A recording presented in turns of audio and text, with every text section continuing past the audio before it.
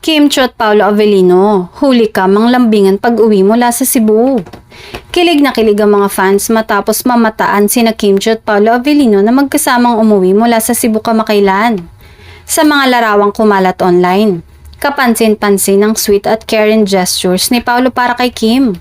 Mula sa pag-alalay habang naglalakad hanggang sa pagbitbit ng mga gamit ng aktres. Ayon sa mga nakasaksi, hindi mapagkakailang may natural chemistry ang dalawa kahit off-cam.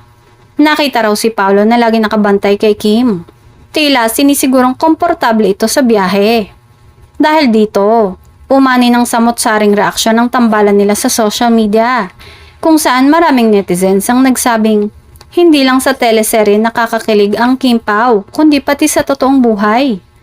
Matatandaang nagtungo sa Cebu sina Kim at Paolo para sa taping ng bago nilang serye na The Alibay at ilang personal na commitments.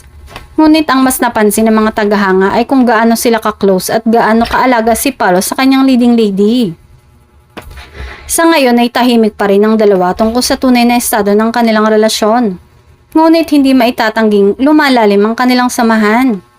Kung sa teleserye ay puno ng romance at drama, ang tambalan nila sa totoong buhay naman ay tila may halong real-life sweetness na talaga.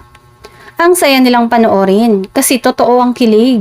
Parang hindi na umaarte, komento ng isang fan sa social media. Sa dami ng mga nakakakilig na ganap ng Kim Pao, hindi na nakapagtataka kung bakit patuloy silang sinusuportahan ng mga manonood.